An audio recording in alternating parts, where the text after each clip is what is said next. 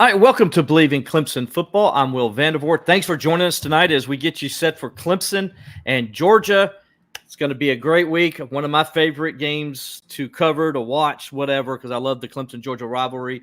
Joining me is a guy who knows more about the Clemson-Georgia rivalry probably than anybody is Tim Bourret. Tim was former sports information director at Clemson, currently still does the golf stuff for Clemson, and you hear him on the radio broadcast as well with the Clemson Radio Network for football and men's basketball and sometimes baseball, and then also does the golf for NBC Sports. The guy's supposed to be retired, but he's anything but retired. Tim Bourret, thanks, buddy. Appreciate you joining me. Well, it'd be good to be with you. So, like I said, like you enjoy retirement, huh? Because it seems like you're not retired at all.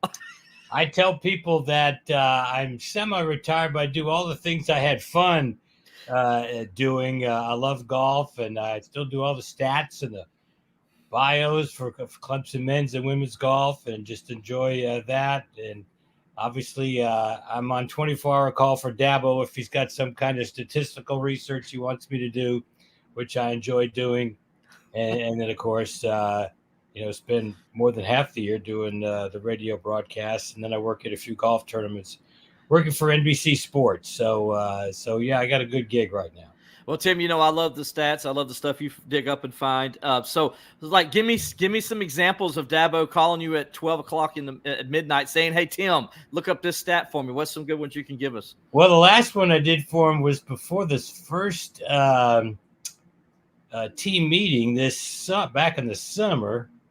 He wanted to know how many times Clemson has won under his coaching when he's been the underdog. Obviously, he knew at the time we were going to be the underdog going into the first game. I don't have the final figures out in front of me, but it still have been, while we hadn't been the underdog that much because we've been so good, but he has had a good run of wins when he's been the underdog. And I think I looked up when he's been the underdog against a ranked opponent, had a few wins there. So I think he probably used that when he was talking to the team. So it's stuff like that. Then I'll go on the internet and see what I can find. Well, I always love it, man. I go to you to find all the stats, and you and Ross. Ross does a good job too. Ross does a great job. Ross is terrific. Yeah. So I always tell Ross, there's at least one person every week that reads his game notes, and that's be me. That's right. So before we get going, I want to go ahead and thank our sponsors for joining us and helping us, because each and every week I would not be able to do this show if it wasn't for the sponsors as they help us. And one of them, of course, is betonline.ag. Hey, college football season is here. This is the time of year you want to be going to your favorite place to, bet on the props and games and things of that nature. BetOnline is your number one choice for all of those things. You got Major League Baseball going on right now. The NFL football season is about to start up. Obviously, college football is here as we get ready for week one.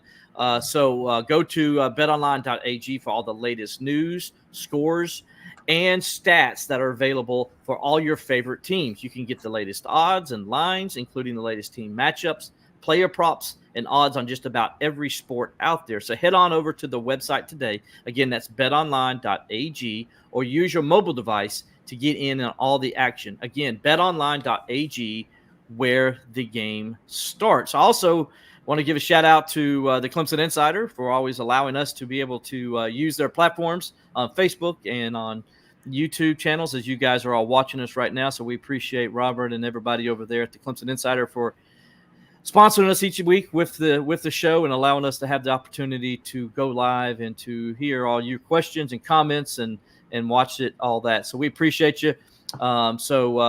Thanks, Robert, and we'll get right into it, Tim. Clemson, Georgia. As I said going in before we started this podcast, this game always gets me because I just remember as a young, probably mid-teens in the 80s, so going late 70s from 1977 to 1987, just how awesome this rivalry was and how big it was from a national standpoint. It always played in the national picture, and it always kind of indicated how either team was going to perform that season. It was such a big game. I remember Danny Ford telling me one time that, if we win that Georgia game, we have a great year. If we lose the Georgia game, we struggle for 2 or 3 weeks before we can find our get our act together and get ready for the season, get the rest of the season going, right? And so, just kind of the early years from when you came, because I think you came in 78, right? So you saw all but one of those 11 games. Can you talk to me about what it was like in that era and getting ready for this game each and every year?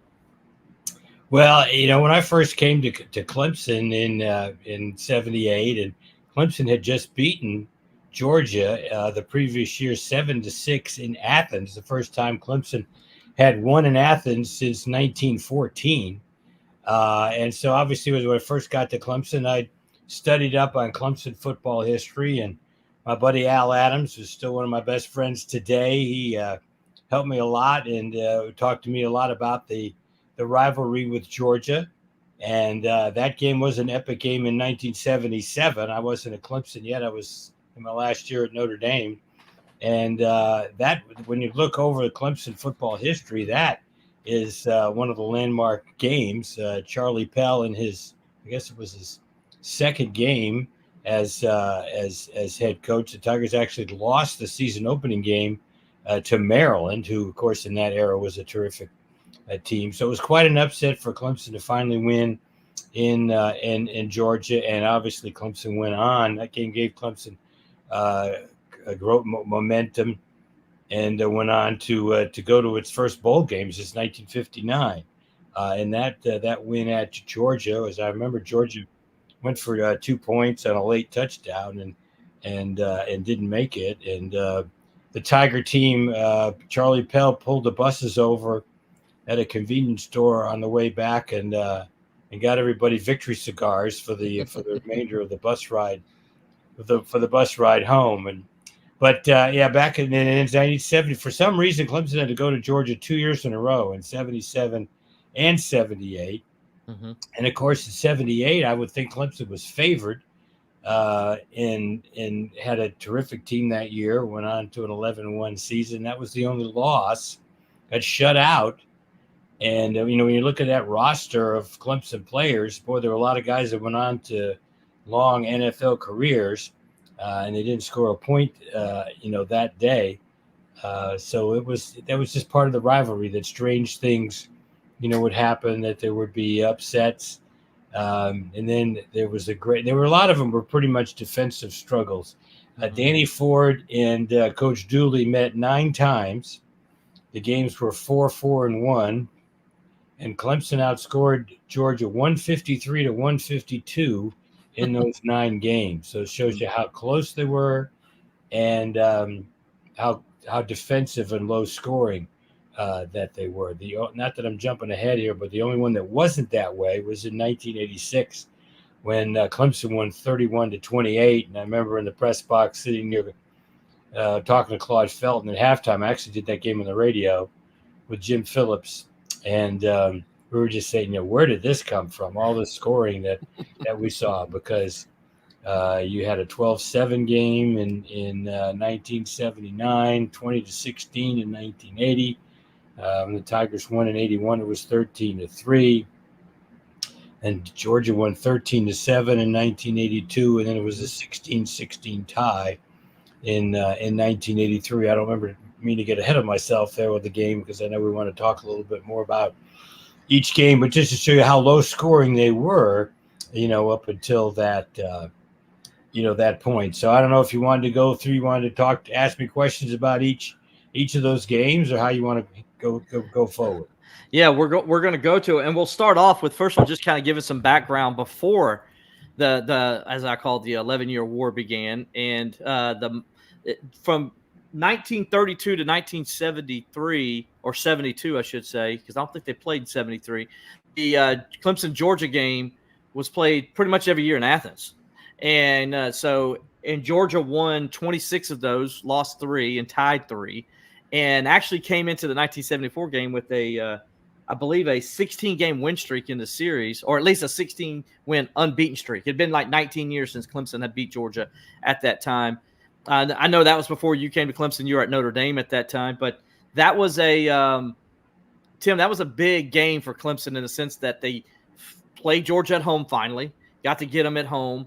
I don't know if you know the background of that. Did Mr. Bradley ever tell you how that happened? How they eventually I know how they got Georgia Tech to play there eventually, but Right. how did they get Georgia to play there eventually? I'm not really sure, other than if one side threatened to and of course you said they didn't play in '73, but they finally, got to where they Georgia did finally come up to Clemson, and that was a banner year for Clemson. 1974 season, who will have its reunion. 50-year reunion this year at the first game against App State. And that was a season that Clemson beat Georgia and Georgia Tech, both at home. It was the first time since 1914 that Clemson beat both Georgia Tech and Georgia in the same season. I Bleav the Georgia score was 28-24. Very close game. I think Mark Fellers, had a good, certainly a good game, and that was a good Clemson team. Went on to finish 7-4, was 6-0 at home that season, and of course by today's standards would easily been a bowl team. But in 1974 there were only 11 bowl games. Today we have 40, so there were only 22 bowl teams in 1974. But that was certainly a landmark victory for Clemson. Yeah, it was, and it kind of what allowed the rivalry to start playing a home and home series after that point, and then it became the rivalry that we knew about it. You mentioned the 77 game. What I love about that 77 game is the story. My favorite part of that whole thing, and one of my favorite stories, is Charlie Pell pulling over the bus. I think it was in Commerce or right outside Commerce. Yeah, I think right outside Commerce, yeah. And going in and getting everybody cigars. I don't know if that was an NCAA violation back then. I don't know. Probably. I remember Steve Fuller telling me, wondering, like, are we going to get in trouble for this? And Jerry Butler had a great part of that. He said that to this day, he still has all the cigars. He never smoked his cigars. He never smoked it, okay. And so he still has all of them, 8 of those cigars from that season. To me, that is the favorite part of the story, because it was, if I'm not mistaken, it was a very wet and rainy day in Athens. It's one of the few times where the place wasn't sold out because a lot of people didn't come because of the rain.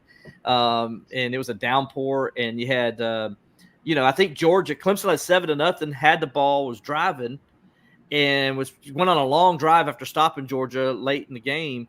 And they got to the Georgia 42, had 4th and 2, and I Bleav Fuller fumbled the snap. Georgia recovered it, and then there was only like 43 seconds to play. And then they throw this bomb down the field with 4 Clemson guys there and 1 Georgia receiver, and the Georgia receiver catches it at the 2-yard line. And then they score, like you mentioned, on the next play. How crazy is that? Can you imagine sitting there and, there's only 43 seconds. They got to go 58 yards in 43 seconds. They haven't scored yet in the game. Exactly. It was like, and they throw up this Hail Mary. Can you imagine what that must have been like for the Clemson people? Are like, are you kidding me? Can we never win here?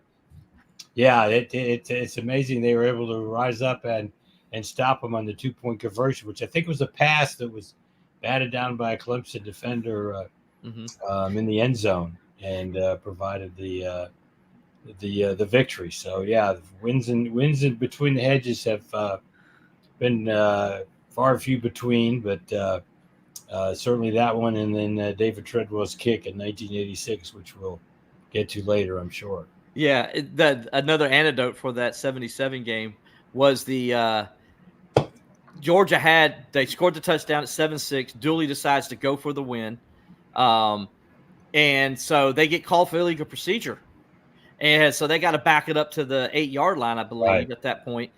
And then I can't remember who it was. It might have been Steve Fuller, it might have been Jerry Butler. I can't remember which one told me, but they told me that on that play, the next play was the exact same play they ran for the touchdown.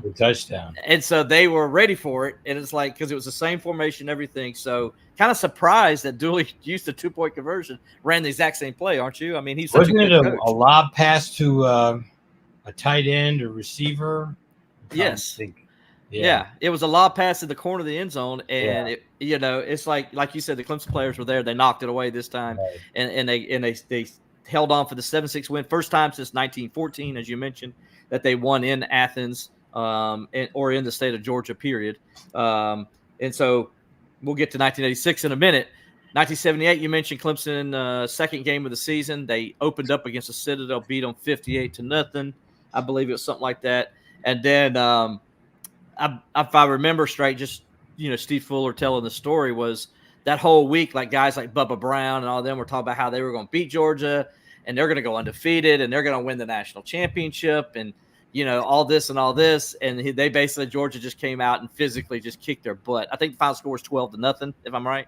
12-0, yeah, because I remember thinking when you look at that roster with Steve Fuller, Jerry Butler, Dwight Clark, Joe Bostic, Jeff Bostic, Steve Kenny, all these offensive guys who went on to have long careers in the NFL, and we got shut out that day. One interesting anecdote on that game is that Dwight Clark had hurt his shoulder in the first game of the season, and Al Adams' wife Tallulah had tutored a lot of football players, and one of them was Dwight Clark. So they had gotten kind of close to Dwight Clark. So Al Adams, that was the first year of the Orange and White publication.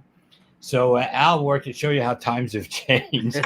So Al called the SID at Georgia and asked if he could get an extra photo pass. Well, he gave that photo pass to Dwight Clark. So Dwight Clark actually was on the Clemson sidelines that day with a camera taking pictures for the Orange and White.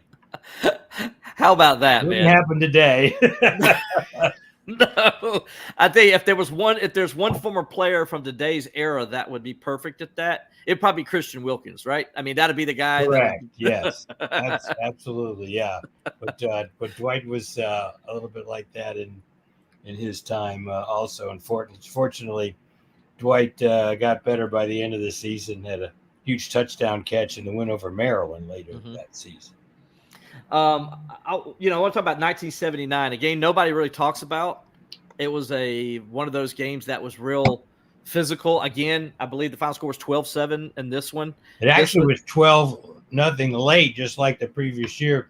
I want to say Georgia scored a touchdown inside the last minute to make it a 12-7. We had really dominated the game. That 1979 defense was a terrific defense led by Jim Stuckey.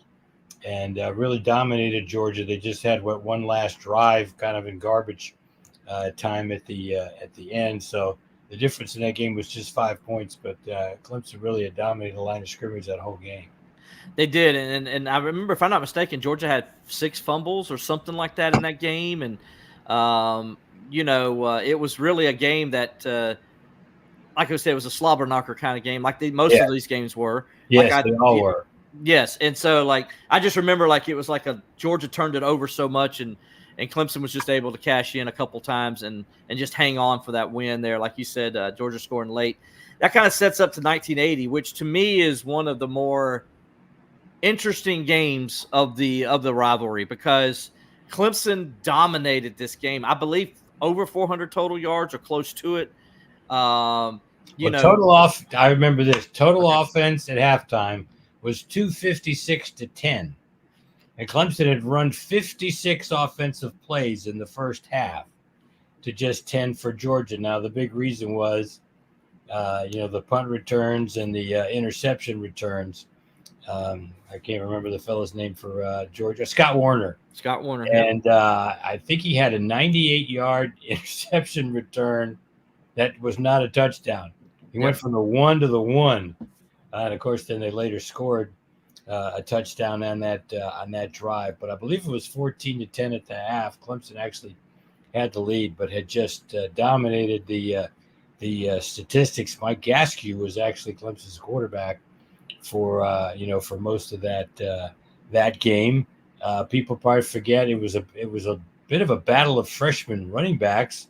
Everybody remembers Herschel Walker, but Clemson's Edgar Pickett had a good day. I want to say he had 12 carries for 75 yards rushing. Yeah, Georgia. Warner had a kickoff return or a punt return for a touchdown that made it 7-0. And then the Clemson drove down the field, got down inside the 10-yard line. The interception, I think Homer Jordan threw the interception, and he returns it all the way to the 1, like you mentioned. They go up 14-0. Yeah. Clemson, as you mentioned, rallied, came back, actually made it 14-10. Georgia had 2 field goals the rest of the game. That was all they had. It didn't move the ball hardly at all. Another field goal was set up by another Clemson turnover. And so, Clemson makes it 20-16, got a chance. They're sitting there they're driving to go win the game. And then an interception thrown at the 2-yard line. It's tipped by a linebacker. Their safety intercepts it. Georgia hangs on to win 20-16. Story of the year for Georgia that season, because I Bleav Georgia won most of their games kind of in that fashion, if I remember correctly. Am I right? On their way to an undefeated season. They certainly did. And actually, they won the national championship by beating Notre Dame in the Sugar Bowl. And that was a very similar game. Notre Dame dominated the statistics. But lost the game. Mm-hmm. Now, Herschel Walker in that game, he had a good game. He always had a good game against Clemson, but of course he never scored a touchdown. Right. Against the Tigers. Jeff Davis had a really good game defensively, and of course that, as we said, that was everybody tried to run the ball in those days, and you'd get linebackers who would get 15, 16, 20 tackles in a game because there were so many running plays towards the middle of the field. Well, that kind of set it up where, and by the way, if there's you guys want to tell us your favorite Clemson Georgia memory out there, we appreciate it. I know some of you guys remember some of these games, so tell us yours. I'll put them up on there. Me and Tim can talk about those as well. 1981 comes along, and Jeff Davis says in the week leading up to the game, I'm sure you remember this quote, where he talks about what a man that, Herschel Walker was a freshman the year before, but he showed everybody he played like a senior. So they're going to remind him that they think he's a senior in this game, and he ain't going to be able to do what he did to him the year before. And, of course, Clemson comes out. And I think Herschel fumbled 4 times in that game, if I'm not – I know Bleav threw 5 interceptions. I know Herschel may have thrown – maybe it was 3 fumbles. But anyway, 3 fumbles, and he might have only lost 2. But Georgia had 9 turnovers. Yes, there's the story. Still the most turnovers Clemson has forced in a game. And when you talk about a team effort or team defense, Clemson forced 9 turnovers, and the takeaways were registered by 9 different Clemson defensive players. You're right, there were 5 interceptions and the 4 fumbles. I know Herschel lost at least 2. I remember William Perry recovered one of them. But that's still the most turnovers Clemson has forced, in a single game. And, if you go on YouTube and watch that game, Clemson had a few turnovers too. I was about to say, Clemson had like 4 or 5. You think about it, we were the beneficiary in 9 turnovers and only scored 13 points. Exactly. Had just 1 touchdown, but on a touchdown pass to Perry Tuttle, short little out pattern down near the east end zone. But yeah, that was a memorable day. Of all the games I've been at Clemson, that was as crazy as I've heard the crowd. Now, of course, we didn't have the north side upper deck, so I think we only had about 63,000 people in the stands. But that was a day where it was really up for grabs in Death Valley. I'll always remember that as one of the best atmospheres that I've seen. Yeah, I would imagine. How loud was that? Can you describe kind of, because being, a lot of people don't know this, and I love to explain it, especially I love to tell this to LSU people, that Clemson's actually in a real valley, so that's what makes one reason why it's the original. It is the real Death Valley and the original, as I like to say. And hopefully by next year, Clemson can trademark that. So I don't know if that's happening or not, but I would love for them to, just because I'm tired. Oh, well, it'd be fitting because the season opening game next year is against LSU. That's why. Yeah, exactly. But it's played in a real valley. So can you explain, like how loud that was even when there was just 63,000 or 55,000 there? Well, the loudest I can remember was that Miami game in 2005, and that was first time the West End Zone. We had a game with the West End Zone finished, and since that game went to triple overtime, I was on the field at the end of that game for a long time because I went down to the field with about 5 minutes to go, and then it just kept going in overtimes and overtime and overtime. So I was right there on the floor of the stadium for that game. So I still kind of remember that as the loudest I've heard when it was Charles Bennett had a sack at one point in one of the overtimes. That was quite a reaction. But yeah, that Georgia game was just it just felt like the sound was, I was obviously in the press box for most of that game, but it was just every play, every turnover that was just a momentum changer, and of course there was such a strong rivalry with the nature of the games, and then the nature of the recruiting of Herschel Walker, I think, added so much fire from both sides. Not that he was this controversial person; it was just that there was just so much interest, and you knew he was a generational player. So, obviously, in the spring of 1981, there was no cell phones, no internet, whatever. And so, on the day that Herschel didn't sign it, it seemed like it was like the summer of 1980 or late spring. It wasn't on signing day. Right. So, my phone would just rang off the hook. People wanting to know, did we get him? Did we get him? And I literally could pick up the phone, push the plunger down, and let it up, and there'd be somebody there. Push the plunger down, let it up, and there'd be somebody there asking the same question. That afternoon, I'll never forget it. It was just constant, because a lot, we published our phone number. Mr. Bradley published it in the press guides, obviously, and that's just what you did in those days. So all of our fans were calling to find out if we had gotten him, because it was before the 6 o'clock news came on. There were no all sports stations for people to find out. Believe it or not, they didn't run something on the crawler on Channel 4. The way people found out was to call us in the sports information office. Man, I love hearing stories like that, because that's the thing. What makes this rivalry so good, because Clemson and Georgia, even today, and Kirby Smart talked about that yesterday at his press conference, like, they recruit the same players. Right. There's players Clemson recruited that Georgia has, and there's players Clemson has that Georgia recruited, and it kind of adds to the rivalry, don't you think? And I think even more so, at least from that standpoint, than the South Carolina game, because a lot of times Clemson and South Carolina don't go for the same players. They're not recruiting the same players, where like Georgia and Clemson always are. And I think that's what makes the rivalry more interesting. Don't you agree? Right. And since, especially in the last 10 or 15 years, when both teams have really become national brands, maybe in the 80s and 90s that South Carolina and Clemson would compete more for, kids in the state of South Carolina. But as Clemson's national brand has become more and more national, and obviously, Georgia's won 2 national championships recently. Clemson's won 2 national championships recently. So we do tend to recruit similar guys in a national, brand. And so that certainly adds an awful lot to it. But yeah, when I first came here, the first, 10, 15 years that I was here, up and through 1991, let's say, to me, the Clemson's biggest rival was Georgia. It wasn't South Carolina, just because of what had taken place in terms of the results on the field. Exactly.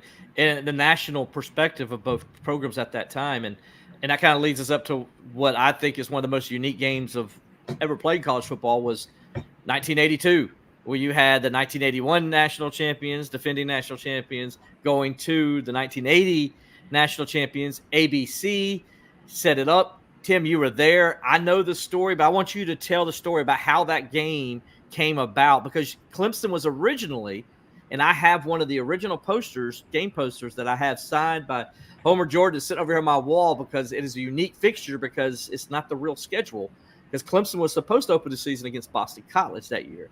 So if you could explain to me why that didn't happen and why they opened up with Georgia. Well, it was kind of the first made for TV type of game. And it was just such a natural that you had the 2 most recent national champions playing against each other. And so ABC, and I know Beano Cook actually had a lot to do with it. Getting both schools to change their schedule and play it and open on a Monday night. And so Clemson wanted to change its schedule, around, so they had an easier game in the second game after playing Monday, because you didn't have much time, to prepare. And as I remember, Beano Cook was on the broadcast.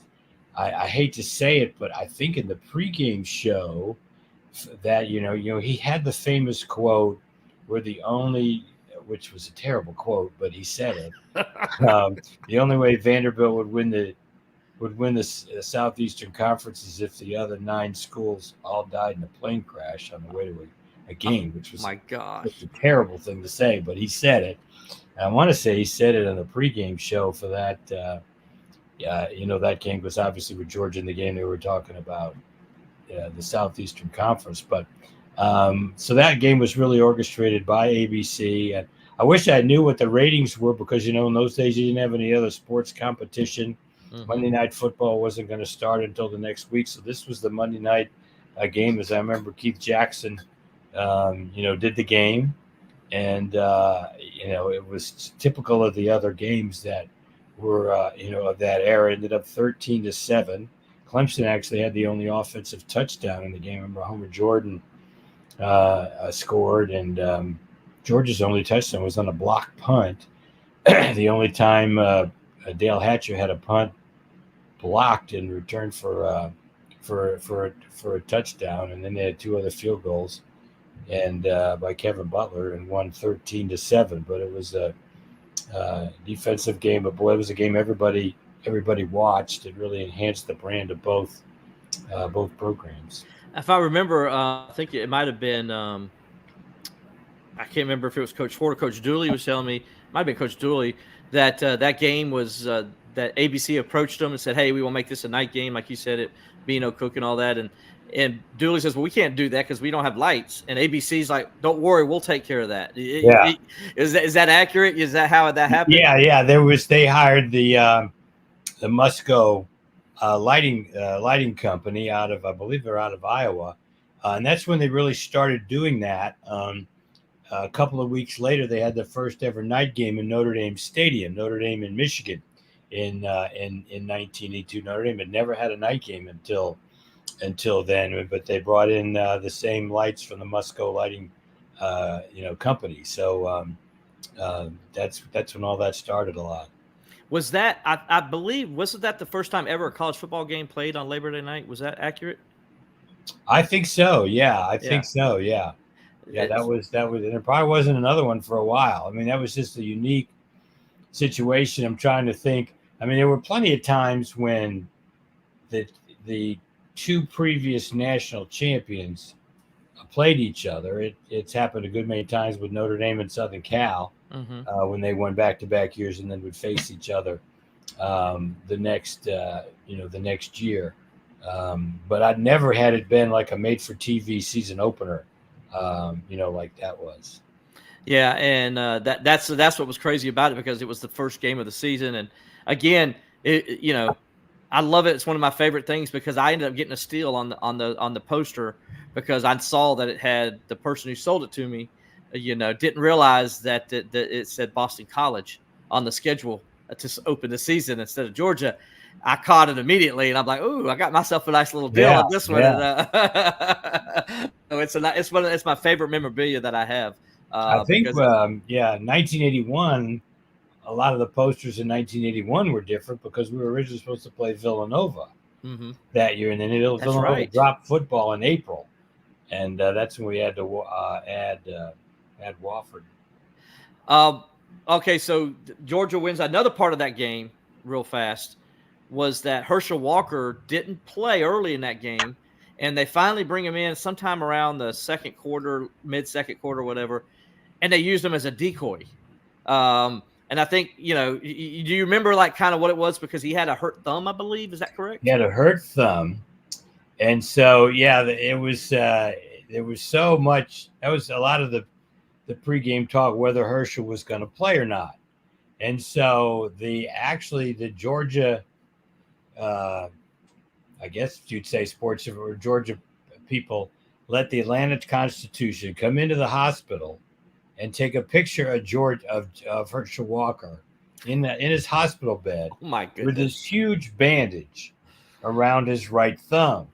And it was obvious that they wanted Clemson to think he's not going to play. But then, of course, on that Monday night. As I remember, he did not start. There was a kid actually, I think from Easley, started the game for Georgia. I'll think of a guy's name in a minute. But anyway, so there was so much made about that. And now, if you look at the final stats of that game, you'll see that Herschel actually did carry the ball 11 times, but the Clemson defense was ready for him. He only had 20 yards rushing in the game. He actually carried the ball more than any other Georgia player, which, of course, Clemson people made it. Yeah, sure, he's not going to play. He carried the ball more than any other player. But, again, he didn't score a touchdown.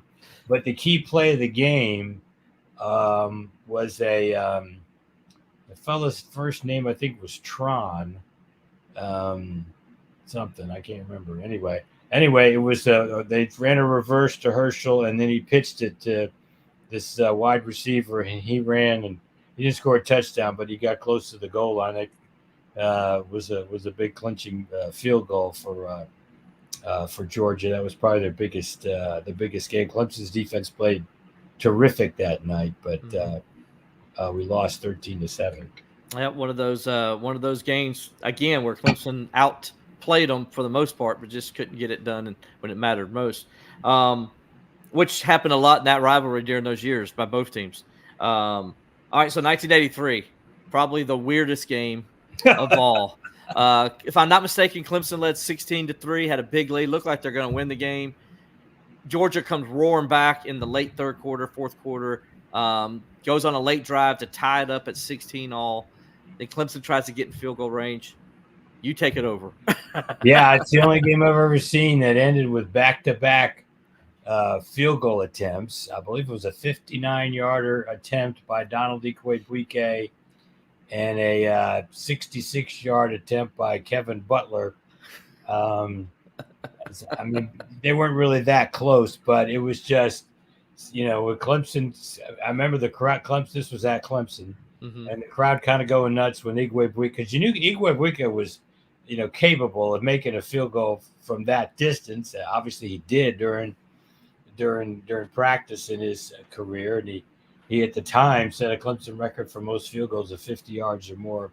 59 yards was a little bit long, and as I remember, he kind of kicked it to the end line. But so then when Kevin Butler trots out, everybody's like, "Whoa, this is just amazing!" That they because both guys had big legs. Both guys went on to play in the pros. Actually, would play against each other when Minnesota would play the Bears later in their NFL careers. But anyway, both missed, and the game ended. But I remember the coaches and players meeting in midfield. It was so, and you just were so ambivalent after a tie.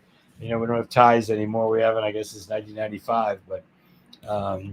But as I remember, that was that was one of only two blemishes on Clemson's record that year. Actually, the only loss was to Boston College. You talk about going down or being ahead 16-3. Clemson was ahead 16-3 in that Boston College game. Mm-hmm. And then Doug Flutie went crazy, led Boston College on a 28-0 run, and that would be Clemson's only loss in a 9-1-1 season in 1983. That Georgia game, is that still the only game? I mean, it's the only one I ever know that ended with two teams trying to win it on field goals. Well, right? Certainly Clemson. I can't remember seeing another college game where that was or NFL game for that matter, right? Or NFL game, yeah. No, I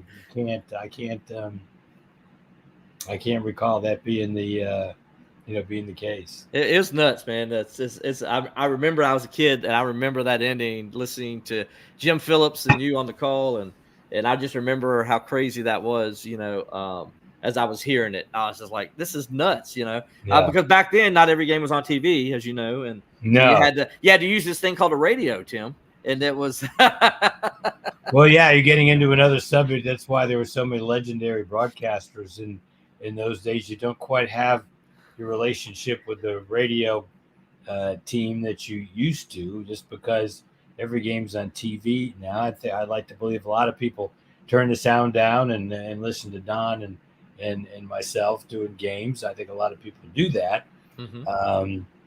But a lot of people obviously are just watching it television or streaming or whatever. Well, you got most of Press Row listening to y'all. At least that's okay. You see, y'all know that we all got you in our ears. So I'll remember that. And I'm glad you bring that up because we'll talk it real fast. Larry Munson and Jim Phillips, two of the greatest of all time, and they called all of these games that we're talking about right now. I mean, you go back, anybody wants to go back, try to listen to them, you can find some of these games on that these two guys called. Man, it was awesome, wasn't it? Just that those two guys and how they called these games and everything. Oh yeah, absolutely. And they were they both had totally different styles, but they both had great respect for each other. I know that. And but Jim was not quite as much of a homer as Larry Munson was.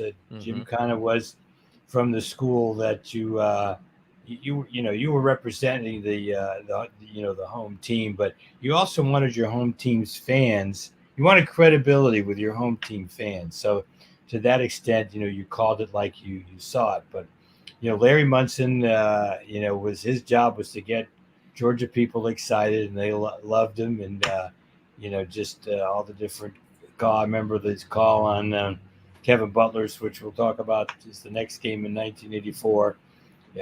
Butler's on the field to try to kick one 100 million miles.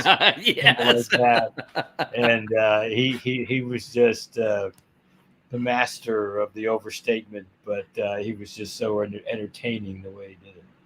Well, and I was when I first got in the newspaper business, I worked in South Georgia, covered Valdosta and all those guys down there. And Larry Munson, in between, if anybody's been to South Georgia, there's not much to South Georgia. It's a bunch of farmland and roads. And so when you're going back and forth to games or talking to coaches and practices and stuff, you're on Highway 82, So I'm on Highway 82 from Tift County going to Valdosta, and I was changing the radio dials. This is before satellite radio and all that stuff. So I'm changing the radio dial, trying to find something, and I come across Larry Munson's movie review hour. Wow. Yes, Larry Munson had his own movie review show. Wow. And I loved listening to it, man. It was comedy at its greatest. He was so good at it. And he loved movies. He's a big movie buff. And, man, it was fun to listen to as you're driving down those dark back roads in South Georgia to listen to Larry Munson talk about the greatest movies out that summer or night or whatever was going on.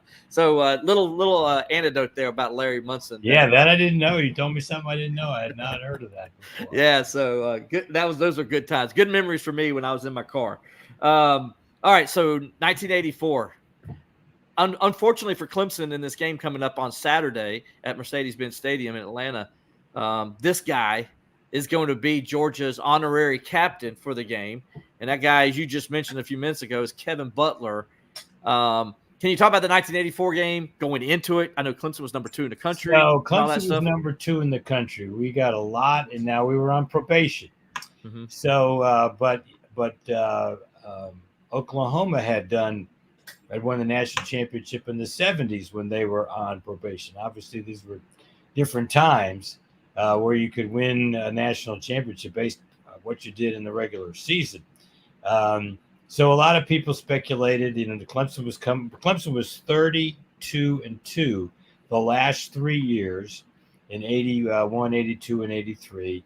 And obviously we had William Perry coming back for his senior year. Mike Epley was a returning starter at quarterback. And we had a lot of other terrific players. We had a great stable of running backs, which was the name of the game, in those days. So we were number 2 in the AP preseason poll. And a lot of people thought if Clemson could get by Georgia and some other games later in the season, that Clemson could run the table, go 11-0 in the regular season and be declared national champion, which never would happen this, in these days, obviously. Mm-hmm. Ironically, the end of that season, the national champion was BYU, I believe. And it's the last time a non-Power 5 conference team won the national championship in football. So obviously we had a chance to do it if we'd have run the table. So I believe we'd won the first 2 games in dominating fashion. One was a 55-0 win over Virginia. who actually went on to an 8-win season that year. And Coach Ford did a great job motivating the team before that game, because it was believed that the faculty representative of at the University of Virginia had been the driving force to give us an extra year of probation, and why we were on probation that year. So he did a good job of saying that you guys aren't playing in a bowl game this year because of Virginia. And boy, it was just an absolute butt kicking that night game. So anyway, off of that, and I think a 40-7 win over App State. Clemson had it rolling and got up to number 2 in the country. But at this point, again, the game, of course, was not on television because we were on probation. But it was we had a replay network set up where games were reshown on ESPN actually later the next week. Well, we got off to a great start. We were up 20-6 at the half. Mike Epley was doing well at quarterback, and we figured, well, we scored 20 at the half. We're going to score 40 points against Georgia. Well, unfortunately, I think we only scored 3 points the rest of the game. We had some turnovers, and Georgia converted those turnovers, so that it was 23-23, and Georgia had the ball, and for the last few seconds. And so they drove, let's see, it was a 60-yard field goal attempt. So they drove to the Clemson 43 and set up for a field goal from 60 yards out for Kevin Butler. And everybody thought to try to tie the game. And again, it would have ended in a tie, just like the 1983 game had. And he just he kicked it like there was helium in it. We kiddingly said afterwards that somebody who worked in the film, you might remember the film Flubber, had put Flubber in the ball that Kevin Butler kicked, because he made it by 4 or 5 yards. I mean, yes, that would have been good from 64 yards out. So he makes the field goal with 11 seconds to go, puts Georgia up 26-23. I'm doing the game on the radio with Jim Phillips. And so they kick off and didn't squib it or anything. They kicked a regular kickoff, and Ray Williams, right? Oh, it was Ray Williams. Caught the kickoff, ran up the right side, and then all of a sudden stopped and threw it across the field to Terrence Rulak, who caught it at about maybe the 15-yard line, and he runs up the left side of the field, which I think was the Clemson sidelines. So he gets run out of bounds at the Georgia 42-yard line, and he gets hit late, and a flag gets thrown. And so we're saying, okay, this is going to advance it 15 yards to the 27. Igwe Buike, who that season was 17 for 18 on field goals, and made 3 or 4 from 50 yards out. But we looked up at the clock, and the clock said zeros. But it obviously would have been a different story today, because obviously you had the hometown scores. They let the clock run out. And so there was a long meeting of the officials as to whether or not the penalty had happened before the clock had run out. And, of course, they didn't rule in Clemson's favor.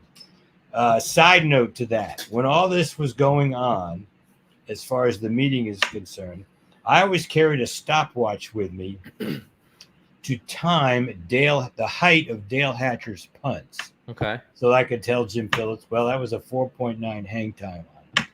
So Jeff Rhodes, who has been a faithful worker in our press box since then and still is today, I sent him down to the television truck. Remember, it was replay, but he could go down and see the replay. So I had him go down, and when they replayed it at regular speed, I had him clock it on the stopwatch. And so he came up to the press box and held the stopwatch, and it was 9.2 seconds. Which means there was 1 second left. Well, 1.8 or 2 seconds. 2 seconds, yeah. Should have been left. Basically, and that was to the time the flag was thrown, not until the time he was run out of bounds. Clearly, there was time left on the clock when he was run out of bounds. But of course, in those days, they didn't superimpose the game clock on the video, so you couldn't. It wasn't as definitive as it would have been today. So that was really a loss. Clemson that year, being on probation, the third year of probation, it was just impossible to bring the team, back from that. We lost the next week at Georgia Tech. And then now we did go on a winning streak after that. We won 5 in a row to get to 7-2.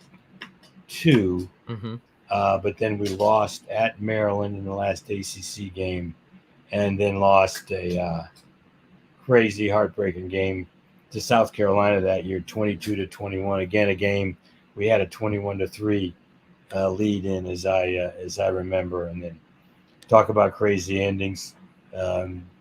South Carolina tied the game in the last minute, 21-21. Mike Hold. And they had Mike Hold, and that was a magic season for South Carolina. So they had an extra point to win the game. They missed the extra point, but a Clemson player, we had too many men on the field. A Clemson player ran off this field, but ran off at the South Carolina sideline, because that was the side of the field he was on. And of course, we got called for a penalty. And so South Carolina had a do-over, and we lost the game 22-21. That's how the 84 season ended. That's just a crazy year on those, because 2 games that should have been ties ended up being losses. And so Absolutely. Instead of 7-4, you're 7-2-2 maybe, right. Or something like that. So which ironically was what the record was in the regular season of 1986. Right. But we'll get to that in a second. Real fast. 1985 comes, and it wasn't a good game for Clemson. Georgia won 20-13. It was another good football game between the two. Very competitive. Georgia, I believe, scored a touchdown late to win the game, if I'm not mistaken. On a fumble recovery by a lineman named Johnson. That's it. Yeah. And it was many, many years before an offensive lineman scored a touchdown against Clemson, and that was actually the first nationally televised game from Death Valley. It was on CBS in 1985, and that was a loss. But it also was kind of a famous weekend, because that was the weekend when Brent Musburger said to Mr. Bradley, although not on the air, that running down the hill was the most exciting 25 seconds in college football. And so what happened is the Friday walkthrough before that game, CBS, of course, came to practice. It was Eric Parsegian and Brent Musburger. That was the season opening home game. They actually were the grand marshals in the first Friday parade that year. But at that Friday walkthrough, it was the first time Brent Musburger had done a game at Clemson. So Mr. Bradley was explaining the tradition of running down the hill. And so it kind of at the end of it, Musburger had seen video of it, obviously. And he said to Mr. Bradley and me, I was standing there, he said, well, that's the most exciting 25 seconds in college football, that entrance. And so he never used that line. But at the end of the walkthrough, Mr. Bradley, we were walking away. Mr. Bradley said, well, I'm going to use that. That's a great quote. Mr. Bradley's a former journalist, so he knows. So it became famous simply because Mr. Bradley told people about it. If you go and look at the 85 tape of the 85 game on YouTube, Brent Musburger doesn't say it. Mm-hmm. In fact, he never said it in all the games he did until the 2013 game. So fast forward to 2013, Clemson's playing Georgia, and the producer on the game wants to use that in his pregame because Brent's doing the game with Herbstreit. And they're going to do this elaborate thing on running down the hill, which you probably have seen on YouTube a million times. So he said, he said, my guys back in New York have been going through all the pre-games and all the games that Musburger ever did. They said they can't find where he said that. And I said, that's because he never said it on the air. He said it to Mr. Bradley and me during a walkthrough. So what they did for the 2013 game is they put Brent on the PA. You might remember, you can see it on the opening of the 2013 broadcast, and they actually have Brent saying, in 20 years ago or 30 years ago or whatever, I called this the most exciting 25 seconds in college football. Here are the Clemson Tigers as they run down the hill. And that's actually the only time he ever said it on a broadcast. I'm glad you told that story, because you've told me that story. You mean you just talking, and I'm glad you told that story on here. If it hadn't here. been for the genius of Mr. Bradley and his ability to tell people about that and publicize it, it never would have been a deal. And then, of course, the next year in the press guide, I would put it in the press guide, and it's probably been in press guides ever since. It has, and it's a great story. I love the story behind it, and that kind of takes us to 1986, Clemson, Georgia. To me, it's one of the greatest football games I've ever watched. Doesn't matter what level. That game had everything in it. It had big plays. It had turnovers. It had special teams plays. It had great defense. It's one of those games, those few games that you see in the course of your life that everything in it happens is big time. I remember Clemson up 28-21. Clemson intercepts it. Clemson's got the ball deep in their territory. Danny goes for the jugular, and then Rodney throws an interception on the very next play, and Georgia takes it. And then 2 plays later, I think it was an 85-yard touchdown pass Jackson throws to tie it up 28-28. Georgia then takes the ball, goes down the field, look like they're going to win the game late. They fumble it going into the end zone, basically. I think it was around the 5-yard line or so. Clemson got it. Then they traded punts, and then it sets up Treadwell's, famous There field. There was a long pass to Terrence Flagler in there, who had a great game, by the way. Had a terrific game, yes, as a receiver and as a runner. That was the beginning of a first-team All-American season. For him. But I think that was a key play during that last drive. But you're right. If you asked me to pick my top 5 games to watch a replay of on a Saturday afternoon in June when there's no college football and I just want to relive a great game, the Miami game in 2009 would be on there, and this game in 1986, would certainly be on there. So 2 little stories about Treadwell's kick. One is, of course, he had kicked a game winner the year before at Virginia Tech in the season, opener. But this field goal attempt was 46 yards, and it would tie for the longest field goal that Treadwell made in his entire career. Believe it or not, he never made one longer than the one that he kicked against Georgia to win the game 31-28. The other item that's kind of interesting about it is standing in the end zone on the field underneath the goalpost when Treadwell made that kick was a high school recruit on a visit to Georgia for that weekend from Stone Mountain, Georgia, named Chris Gardocki. And Gardocki was right under the goalpost. Really? When Treadwell made that kick. How about that? Yeah. And of course, Gardocki's one of my favorite all-time Pittsburgh punters. He won a Super Bowl for us. What a great! He's the greatest kicker, and he finished in the top 5 in the country in field goals per game and punting in the same year. I want to say he did it twice, in '89 and '90. He had a punt blocked in his career. No, he did have Deion Sanders did run one back 76 yards against him, and I believe the only time, college or pro, anybody returned a punt against him for a touchdown. But he was a terrific young man, terrific player, and went on to 17-year career, whatever it was in the NFL. Now I know, and I put up what he just said here. It said Cobb Oxford, one of our good friends. Cobb, thanks for joining us, buddy. And Cobb knows these 2 people very well. But one of my favorite stories from that 1986 game was who was in the booth helping you guys, and that was one Karen Blackman. She was a spotter, I believe, in the game. And so if you go back and listen on YouTube of that 1986 game when Treadwell's making the winning field goal, you will hear a woman screaming in the background when Jim makes his call of the game.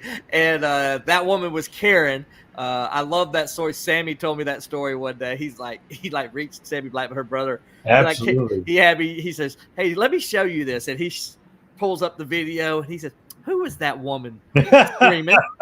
He's like, "That's so unprofessional." It's one of my favorite stories from that game. Great. And you can hear her screaming as clear as day. So I tell Karen every year. And Karen, if you're watching this, I hope you are. And I tell her every year, I send her a message and all. I said, "Yeah, I can hear you screaming now." Especially when Clemson, Georgia plays. It's one of my favorite stories. Speaking of big winning field goals, Treadwell loved to do it more than anybody in Clemson history. As we know, we called him Mr. Clutch. I guess you gave him that name, Tim, back in the day. But again, 1987. Another crazy Clemson Georgia game that this time it went Clemson's direction. How they came back and won that game in the fourth quarter. Yeah, that was an amazing game. We were down 21 to 20-16. We ended up winning 21 to 20.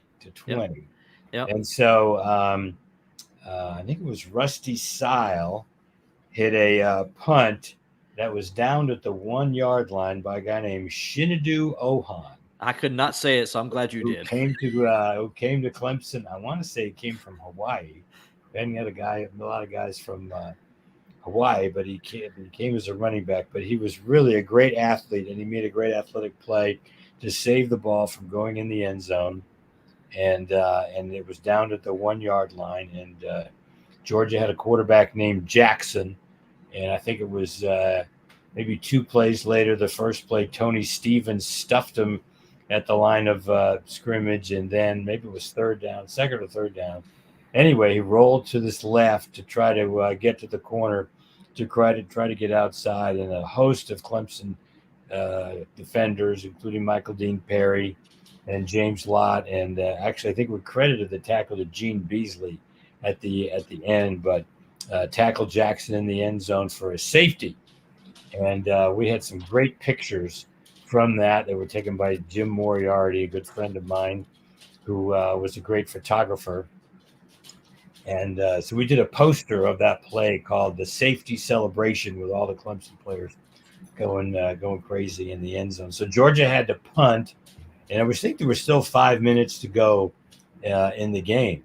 Mm-hmm. But as we were able to do in those days, we ran the ball with Terry Allen and Wesley McFadden, and basically just ran the clock down, got a few first downs, and with no timeouts left, lined up with about 20 seconds to go to kick to send Treadwell in to kick the field goal, and he's kind of taking his time to put. You had a tee in those days to put the tee at the right spot. And he went back and did his steps, and everybody's like, "Okay, let's go." The clock's moving. That's honestly, it was actually about 2 seconds left when the ball finally, went through the uprights, and Clemson won 21-20. Yeah, that's how special he was, because in that moment, the clock is running. Oh, yeah. Clemson has no timeouts, as you mentioned. And he just went out there and just went through the motions. And what poise he had. I mean, I couldn't have done that. I would have shanked that thing like I was doing a golf club, Yeah. But great comeback. What I remember also on that last drive, and it's one of Brent Musburger's best calls, I think, was Terry Allen. It was 3rd and 13, I think, and Danny calls a draw play, and Terry Allen went for 13 yards on the play, and he started off running off left tackle, bounced it inside, right, and then bounced it back outside to the right, and it was one of the great calls. If you haven't seen it, go listen to what Brent Musburger said. It was a great call on that run, and that set up that basically set up the winning field goal. Then they just kind of put it in the middle of the field to kind of get them going. That was kind of it, Tim, and of that 11-year war. Now, there's been some good games since 2002. Man, what a crazy game that was. Georgia's up 21-7. Clemson scores 21 unanswered points to go up 28-21. And then Georgia ties it, I think, with a special teams play or whatever that helped them get down there. And then And then Georgia kicks a field goal to go up 31-28. Clemson drives down the field late, under 2 minutes to go. I don't know. Aaron Hunt was so good, so accurate. Did he just miss it? I know it was a bad snap on that play. Yeah, it wasn't a great snap, but he missed a kick that would have tied the game. It was like a yard short, right? Yeah. So that was one. And then, of course, a couple years ago, they played the 10-3 game, which was more reminiscent of a 1980s. Well, you're skipping over the 2013 game. That was yes. I'm glad 38-35 that Clemson top Clemson won in Death Valley. That was a great game by Sammy Watkins. Had a big touchdown, and the great running back for Georgia had Todd Gurley. I think we had back-to-back 70-yard touchdowns. Yes, consecutive plays, as I remember. Gurley first had one, and then Sammy had on the next play. A kind of slant pass from Taj that went all the way, and that was a great night in Death Valley for sure. Yeah, Clemson won at 38-35. Great atmosphere, as you mentioned. Brent Musburger was him and Kirk Herbstreit. That's the famous where they showed the entire how Clemson works from the time they load the buses. It was a 6 minute.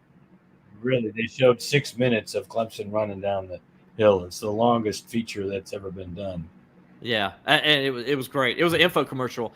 Might have helped with those 2015-16 national championship teams. Well, you think about it, everything is time delayed when it comes to recruiting, and that might have been the case with that. It might have been. Hey, before we get out of here, real quick, Clemson, Georgia again. This is why we're doing this show. They're playing Saturday, noon kickoff. I hate that it's a noon kickoff, but hey, I say that I hate it in a sense for the fans. I don't hate it for me, because Tim, as you know, we enjoy the noon kickoffs a little bit more because we're there late. But if you could, your thoughts on this game and what you think is going to happen, and just your feel for Clemson, Georgia, 2024. Sorry, my battery was running low on my computer, so I had to plug it in. That's okay, man. It's live. It's live podcast. We do. It happens. Season opening games are always fascinating. In 2021, I didn't think it was going to be a 10-3 game where there was no offensive touchdowns. I think it'll be a little bit more offensive in this game, but I think both coaches might play a little bit close to the vest at the beginning. I wouldn't expect a lot of scoring in the first half, but then again, it's Clemson, Georgia, so you never know for sure. Just like 1982, we're not sure of the physical status of one of the Georgia running backs. We're not sure if ETN is going to play, just like we weren't sure if Herschel Walker was going to play. Mm-hmm. But both teams have returning starting quarterbacks, so I think that's going to be important in such an atmosphere that we're going to say. I think that the game's going to be low 20s, something like like that. Obviously, turnovers were the bugaboo for Clemson last year. If we didn't have some of the turnovers, and the turnovers were catastrophic turnovers, Will. I mean, you're going in to score a touchdown, and Miami, runs the ball back the other way, or Duke did the same. It happened to us, twice. We had the fumble that led directly to a touchdown for Florida State. You got to believe those, those aren't going to happen as often when you have more of a veteran quarterback. I've told a lot of people I really expect Cade to improve this year, and we saw that last year in college football. So the top three guys who went to New York for the Heisman ceremony, they were all ranked in the top 10 in the nation in passing efficiency last year and led their teams to great seasons. But the 2 years previously, when they were quote unquote sophomores, they ranked 65th, 80th, and 110th in the nation in passing efficiency. But they improved the more experience they got. And just the second year of an offense, I think, is going to be important. They will have the same offensive coordinator, and I think that's going to help. I'm really expecting big things from Phil Maffa I think he's going to have a 1,000-yard season and even more. And I'm very impressed with what I've seen from the offensive line so far. Having all those guys back healthy, I think is going to make a big difference. So, Tim, what you're telling me, our quarterbacks and players get better as they get older and they progress in their careers? Right, and not necessarily have to stay at the same school. That was the other odd thing about those 3 Heisman guys last year. They were all transfers. That's right. So Cade's obviously not a transfer, and I think it's to his benefit to have the same, systems that he's going through for a second straight year, same coaching staff for a second, straight year. So knock on wood, we've seemed to be healthy during the preseason, and that's something that we really weren't last year. Yeah, or really the last couple of years. Like Dabo said today, it's really been a long time since they've come into a season opener as healthy as they are now. I'm with you. I think this game comes down to quarterback play. I think it comes down to Cade Klubnik for Clemson. I'm also with you. I think he's going to be better this year. I do. A lot of people get so caught up on Deshaun Watson and Trevor Lawrence and how those guys were. Look, they were oddities. They just were. And, I always tell people this, Steve Fuller came to Clemson in 1975, and Steve Fuller, before Deshaun Watson, was the greatest quarterback Clemson ever had. Well, you went from 1978 to 2014 between Steve Fuller and Deshaun Watson. And what happened with getting Trevor Lawrence as quickly as Clemson did right after Deshaun Watson is not normal. It's not the norm. The norm is Taj Boyd progressing and becoming an all-ACC caliber quarterback and leading you to conference titles. The norm is more of a Rodney Williams in progressing and becoming an ACC championship quarterback. I think that's what Cade Klubnik is, and I do think he's going to be a much better quarterback this year for Clemson, and we'll get Clemson where they need to be. Well, does that mean they're going to beat Georgia? I don't know. That's a tough challenge. That's a tough call, man. Georgia's the #1 team in the country for a reason.